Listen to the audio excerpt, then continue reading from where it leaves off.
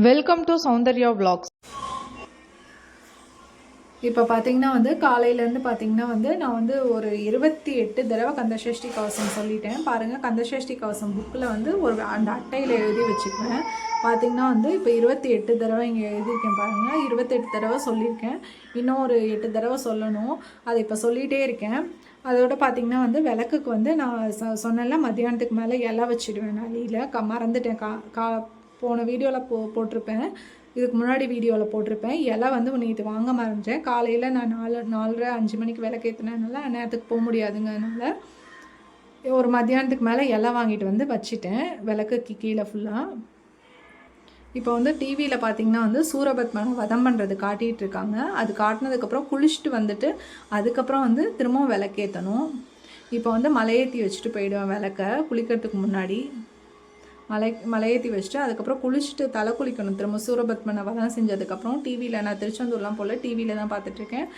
வதம் பண்ணதுக்கப்புறம் திரும்ப நம்ம குளிச்சுட்டு அதுக்கப்புறம் விளக்கேற்றி மிச்சம் 27 தடவை சொல்லியிருக்கேன்ல, மிச்சம் 8 தடவை இருக்குல்ல அந்த சஷ்டி கவசம், அதை திரும்பவும் சொல்லி முடிச்சிடலாம். அதுக்கப்புறம் நெய்வேத்தியம் வச்சு முடிச்சிடலாம்.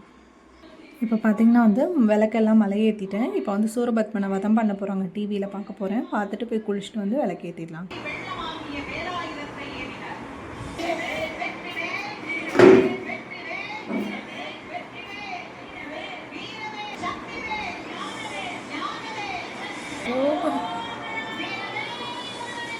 ஹரோகரா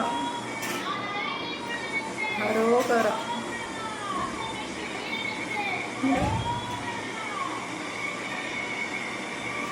வெற்றிவேல் முருகனுக்கு ஹரோகரா, வீரவேல் முருகனுக்கு ஹரோகரா.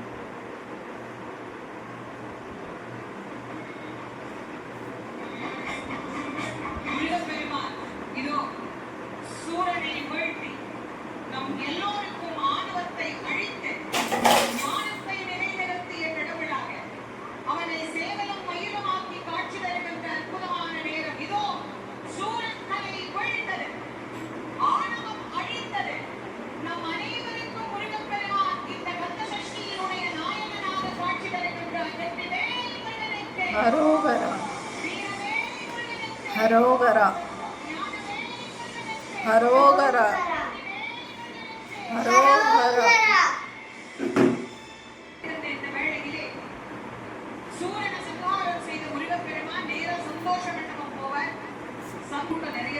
இப்போ பார்த்தீங்கன்னா சூரசம்ஹாரம் முடிஞ்சிடுச்சு. இப்போ போய் குளிச்சுட்டு அடுத்து நம்ம வீட்டில் விளக்கேற்றிடலாம். இப்போ பார்த்தீங்கன்னா குளிச்சுட்டு காமாட்சி விளக்கு ஏற்றிட்டேன். அடுத்து சட்கோண விளக்கெல்லாம் ஏற்றிடலாம்.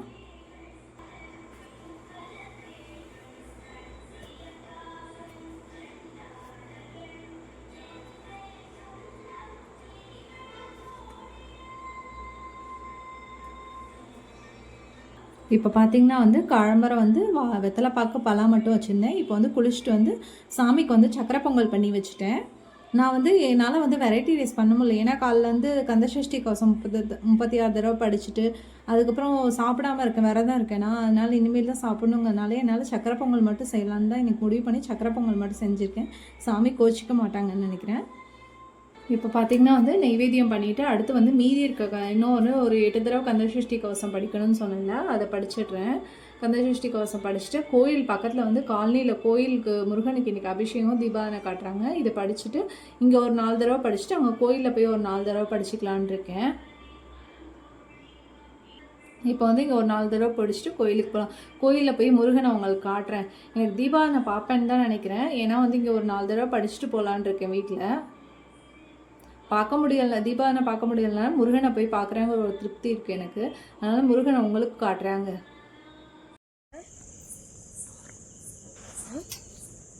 இப்போ பார்த்திங்கன்னா நம்ம முருகன் கோயிலுக்கு முருகனுக்கு தீபாவளி எல்லாம் முடிஞ்சிருச்சு. பாருங்கள், முருகனுக்கு அலங்காரம் சூப்பராக பண்ணியிருக்காங்க, ராஜ அலங்காரம் பண்ணியிருக்காங்க. இது எப்படி இருக்குன்னு கமெண்ட் பண்ணுங்கள். எங்கள் காலனியில் இருக்க கோயில் இது.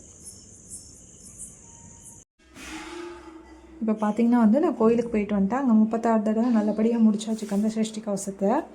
பார்த்திங்கன்னா அடுத்து இப்போ வீட்டில் தீபாவளி காமிச்சு சாமி கும்பிட்டு விரதத்தை முடிச்சிடலாம்.